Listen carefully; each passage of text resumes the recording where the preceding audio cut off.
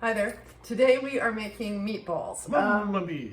Yeah, really good meatballs. Now we've made meatballs in lots of different ways over the years. Rob has his ideas about how to make them. I have mine. I use meat. No, Yeah. Anyway, it's not a vegan recipe, nor is it a vegetarian recipe today. This is straight up carnivore style, well, omni food. So today we're making them with pork. Often we use half and half pork and beef. Two Rivers meat supplier in North Van, a meat shop there, offers a bolognese mix, which is beef and pork. Sometimes I've seen meatloaf mix, which is like veal, pork, and beef. that's the traditional one, I think. In any case, today what we have is ground pork, so that's what we're using. Now, could you use ground poultry here? Maybe you could, but I think you'd have problems with it not having enough fat.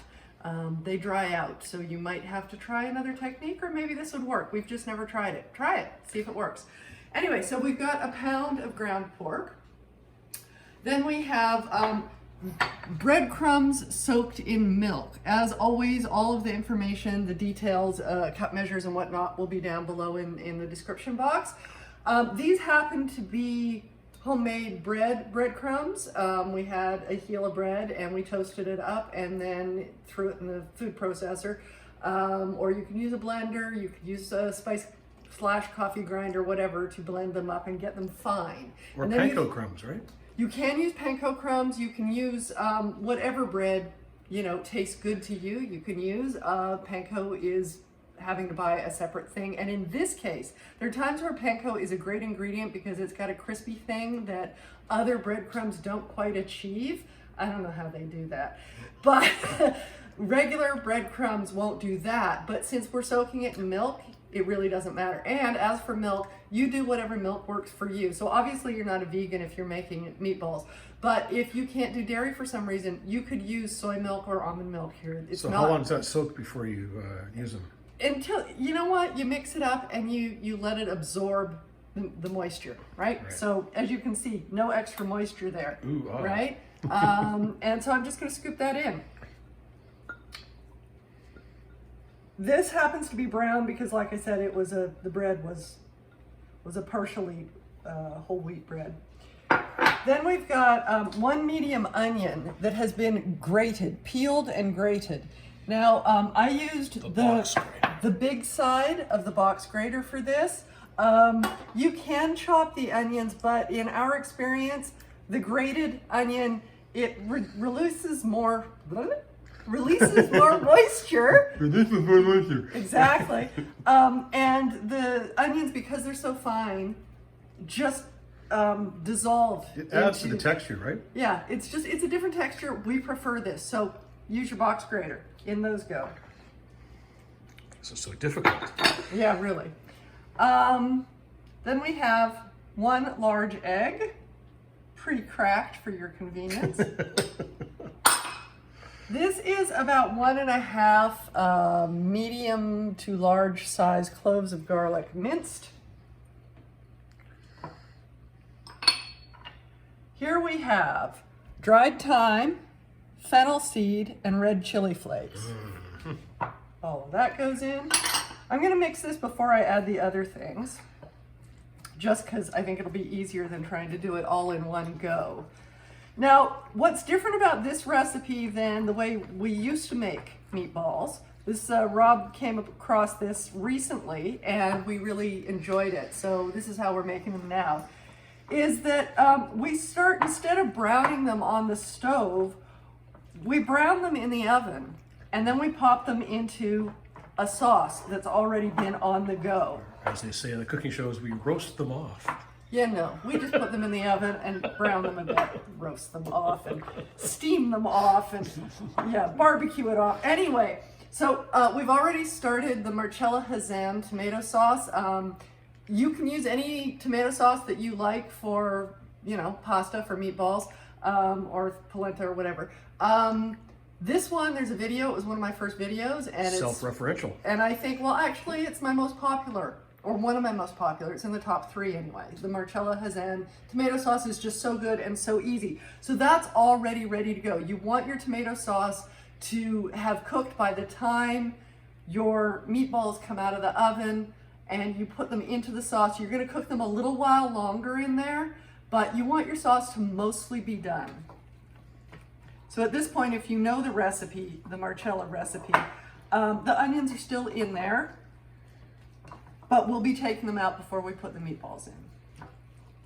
Okay, so then we have Parmesan.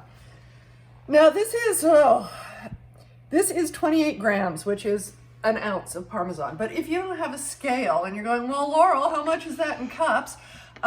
We have a problem, because if I grate Parmesan on the big side, you'll get a different volume of Parmesan from the same piece of Parmesan that I grate on the skinny side, and even a different volume if I grate it on the rasp. Okay, the handy dandy microplane rasp. Now, I grated this on the rasp, and I don't know if you can see this, but it's super light and fluffy because that's how I prefer it. And if I were to grate it finely on here, it would measure differently even though the weight was the same. So I can't tell you exactly how much it is. Put in how much you like. It looks like a lot. It's not nearly as much as it looks like, because when you grate with the rasp, it's got big volume, sometimes even double what you would have otherwise. Then we've got some finely minced, or not that finely minced, whatever, minced Chunky parsley. fresh parsley. And then we're going to add some salt and pepper, as we say, to taste. But you know what? It's not really to taste, because obviously you're not going to taste the raw meat. That would be a bad idea.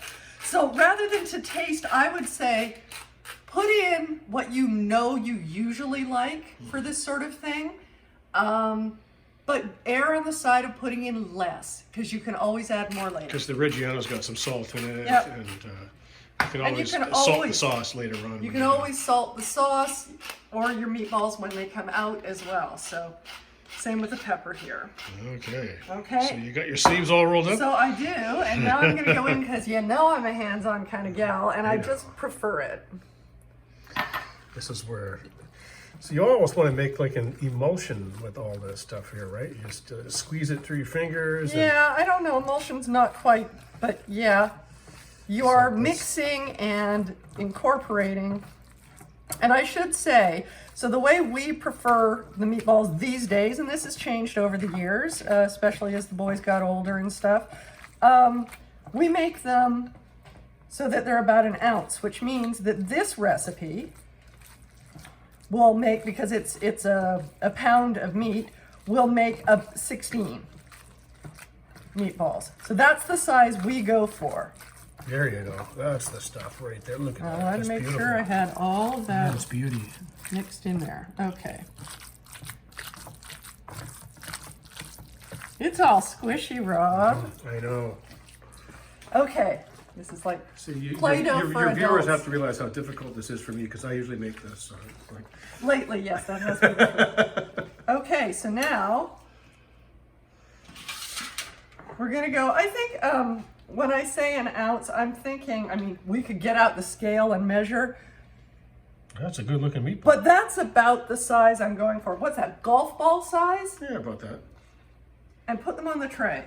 And, you know, I'm a baker here, but I'm going to say to you, you know, they don't expand. This is not like making cookies. So you can make them, you know, pretty close to each other, but we only need to fit 16 on the tray. Or thereabouts. That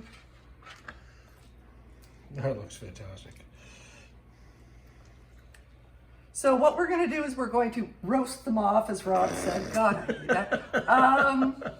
Watching the Food Channel too much. Yeah, we used to. We not so much anymore. It all became competition, and we don't really do competition, or we prefer not to. So we're going to put them in for about 20 minutes, but you need to watch them.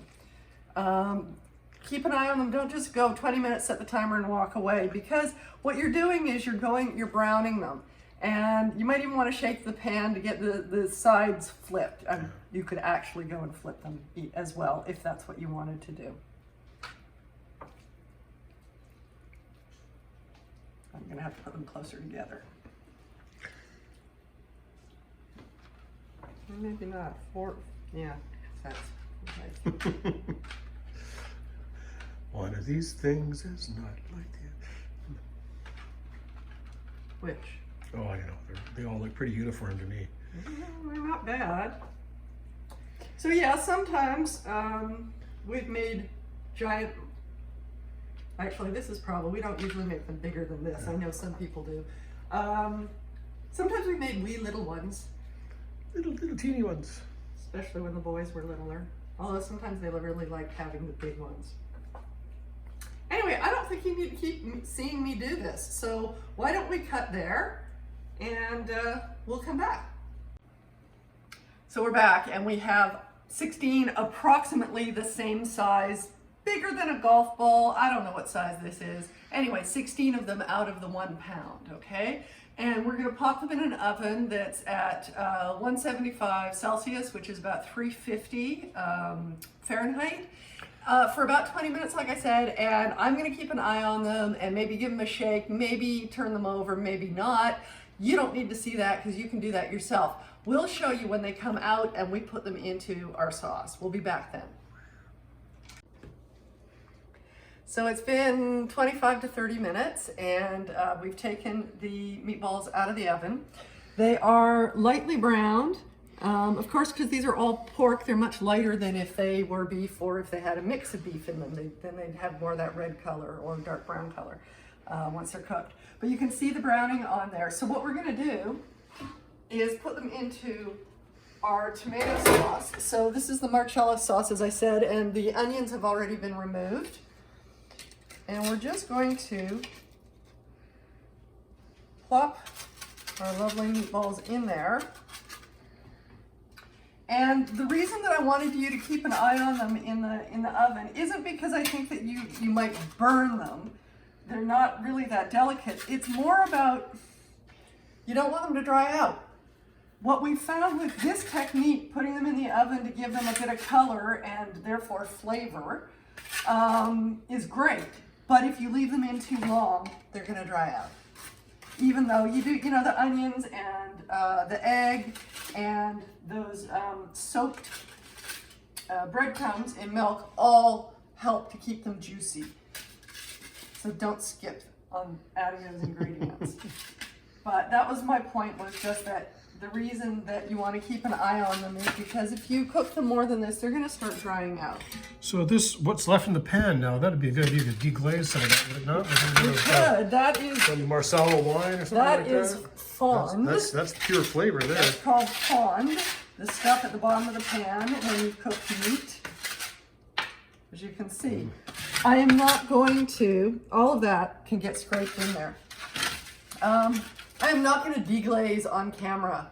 In this kind of, if we were using a frying pan, I would, but I'm not going to do it here because it's going to be a little tricky to pull that off. But absolutely you can do that. So if you had done this in something with sides that could easily go on the stove, just put it on the stove, turn on the heat, the fat will melt again, throw wine, Marsala, something in there. You can even cognac, whatever you have. Or stock. You know, or stock, yeah. if you don't want alcohol in there. And scrape those bits and then pour them into your sauce. Anyway, I'm going to just give the sauce a bit of a turn here. And you can let that simmer for how long, you think? So I'm thinking that probably a minimum of about 15 minutes so that the flavors all blush. You certainly can do longer than that, but if your tomato sauce starts drying out, you might want to add some water or stock to it.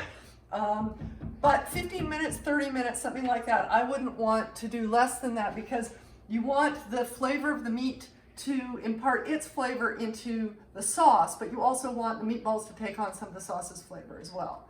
So it's kind of that, you know. Symbiosis. Yes, mutually yummy thing. Mutual yummy, that's a technical term. Blushing. So we're gonna turn this back on and fairly low. And we're gonna boil a big pot of water and cook some pasta, and we're going to have a lovely dinner, and I hope you are too. obviously you can use this for anything, and it makes a fair amount of food. This is not 2 people's worth, a pound of meat, of course. You can scale it down. You can have this recipe. You can even quarter this recipe. That would be fine, although you're going to be dealing with some weird amounts if you Fractions try of to quarter eggs. it. But it makes great leftovers. Oh, yeah. So I highly recommend, if you have a pound of meat, that you make it all, because meatball sandwiches. Polenta. And yeah, you could do the same thing over polenta. If you don't mix the whole thing in with your pasta, then you have leftovers that you can pour over polenta, that, like I said, sandwich, whatever. There's lots and lots of stuff that you can do with that. So there you go. There are your meatballs. I hope you enjoy them.